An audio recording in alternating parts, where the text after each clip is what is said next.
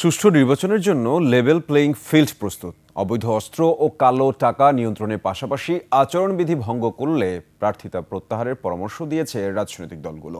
নির্বাচন কমিশনাররা বলেন, চলমান আইন শৃঙ্খলা পরিস্থিতির মধ্যে সুষ্ঠু নির্বাচন শুধু ইসির একার বিষয় নয়।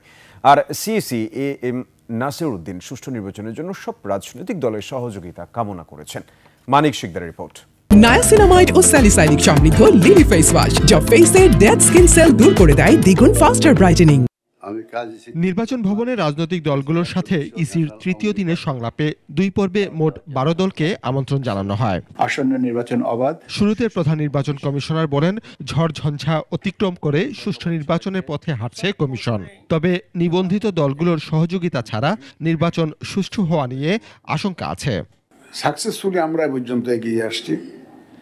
ইনশাল্লাহ ভবিষ্যতেও যত চ্যালেঞ্জে আসুক, ইনশাল্লাহ আমরা মোকাবেলার জন্য প্রস্তুত এবং এগুলাকে উতরিয়ে আমাদেরকে আগাতে হবে।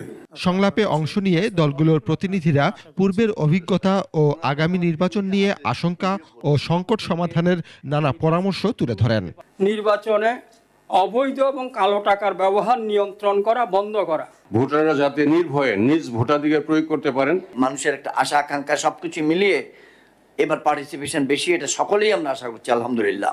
আচরণবিধি ভঙ্গ করার জন্য দলীয় প্রার্থিতা প্রত্যাহার, নির্বাচনী প্রচারণার সমান সুযোগ নিশ্চিতের পাশাপাশি এআই দিয়ে অপপ্রচারের বিরুদ্ধে ব্যবস্থা নেয়ার অনুরোধ করেন নেতারা।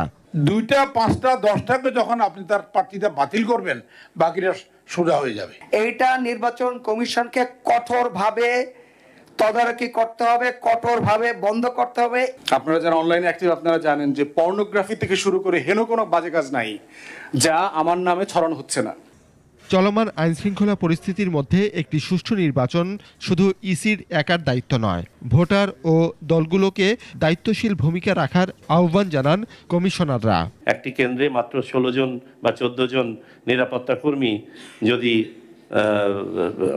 পলিটিক্যাল পার্টির সহায়তা না পায়, আইন শৃঙ্খলা রক্ষা করতে পারবে না। শুধু নির্বাচন কমিশনের উপরে ছেড়ে দিব না, আমরা সবাই মিলে করব। যেমন কেন্দ্র দখল হয়ে যায়, আপনারা এটা প্রতিহত করেন না।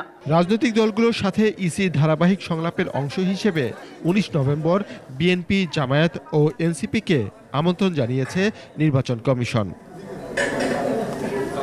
মানিক শিকদার, 21 টেলিভিশন, ঢাকা।